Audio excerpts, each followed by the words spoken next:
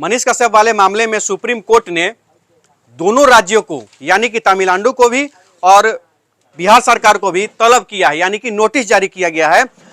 जो 10 अप्रैल को सुनवाई होने वाली थी वो नहीं हुई थी किसी कारणवश, और आज हुई है। आज सुनवाई के बाद डबल बेंच के जो जज महोदय हैं उन्होंने आदेश किया है दोनों राज्यों को कि दोनों राज्यों को जो कि अलग अलग जो FIR हुए हैं उनको क्लब करने के लिए दोनों राज्यों को नोटिस दिया गया है। और दोनों राज्यों को तलब करने के बाद जो नोटिस दिया गया उसके बाद यह भी पता चला है कि 21 अप्रैल को अगली सुनवाई जो मनीष कश्यप के मामले में है जो सुप्रीम कोर्ट में होगा वह 21 अप्रैल को होगा। और अब आगे इस बात में जानने वाला यह है कि जो याचिका दायर की गई थी कि दो राज्यों का केस को क्लब किया जाए, मतलब कि एकत्रित करके एक जगह किया जाए, क्योंकि तमिलनाडु जाना और केस की सुनवाई करना, फिर बिहार आना केस की सुनवाई करना और अन्य जगह पर जाकर के केस की सुनवाई करने में काफी कठिनाइयों का सामना करना पड़ रहा था विभाग को भी, मनीष कश्यप के परिजन को और वकील को भी।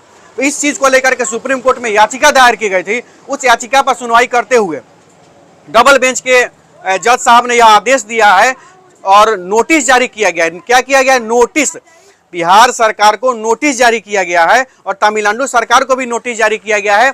किस लिए? मनीष कश्यप मामले में जो तरह तरह के जो FIR 14 कोई 13 कोई 12 को केस बता रहा है तमिलनाडु में हुआ है, 3 से 4 केस बिहार में रजिस्टर्ड हुआ है। इस सभी केसों को क्लब करके एक जगह रखने के लिए, एक जगह कंबाइन करके रखने के लिए ये सुप्रीम कोर्ट ने बिहार सरकार और तमिलनाडु सरकार को तलब किया है और उनको एक नोटिस भी जारी किया है दोनों को कि आप लोग उसकी जो आगे की प्रक्रिया होती है उस प्रक्रिया को काम किया जाएगा और काम होगा उस दोनों राज्यों के केस को क्लब करके एक जगह रखा जाएगा, जहां पर मनीष कश्यप से जुड़ी तमाम जो FIR हैं उनको क्लब करके एक जगह किया जाएगा और उन पर आसानी से सुनवाई किया जा सकता है, जिसमें वकील साहब को भी जाने में कोई दिक्कत नहीं होगा और वहां सुनवाई करने में भी कोई दिक्कत नहीं होगा। क्योंकि मामला जो भी कोर्ट में जो लंबित होती है किसी न किसी आधार पर उसकी सुनवाई की जाती है और सबूत उसका आधार बनता है, तो सबूत उसका आधार बनेगा, उस पर वो सुनवाई होगा। मनीष कश्यप पर NSA क्यों लगा है उस चीज पर भी चर्चा होगी और NSA किसी पर जब लगाया जाता है तो कहीं ना कहीं प्रशासनिक व्यवस्था के स्वीकृति से लगाया जाता है, वहाँ के जिलाधिकारी के उसमें इन्वॉल्वमेंट होता है। उन तमाम चीज़ों को लेकर के सारे चीज़ों की चर्चा सुप्रीम कोर्ट में भी होनी है। अग्रिम जमानत का भी याचिका उसमें दायर किया गया है।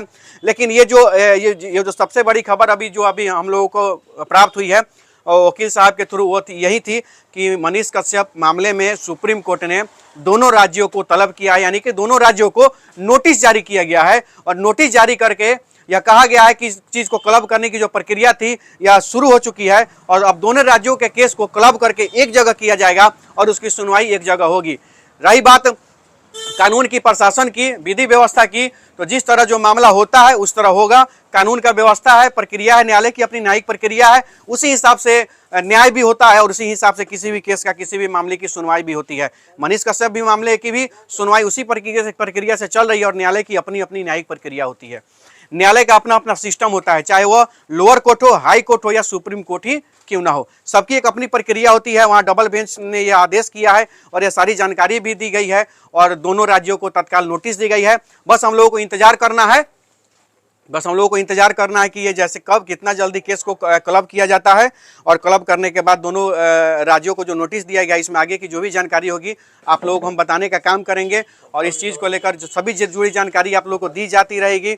कहीं ना कहीं से आप सभी से भी आग्रह है कि कहीं भी किसी भी प्रकार का उग्रता न दिखाएं, किसी भी प्रकार के किसी के भी बहकावे में कोई उग्र भाषण न दे, कहीं किसी के बहकावे में ना आए। कोर्ट की अपनी प्रक्रिया होती है। अब न्यायालय पर हम लोगों को भरोसा है, कानून पर भरोसा है, सिस्टम पर भरोसा है। मनीष कश्यप के साथ अन्याय नहीं होगा, जल्द से जल्द न्याय होगा और बिहार का लाल, बिहार का बेटा बाहर आएगा और फिर से अपने सामाजिक कार्यों में बढ़ चढ़ कर हिस्सा लेगा। जय हिंद, जय बिहार।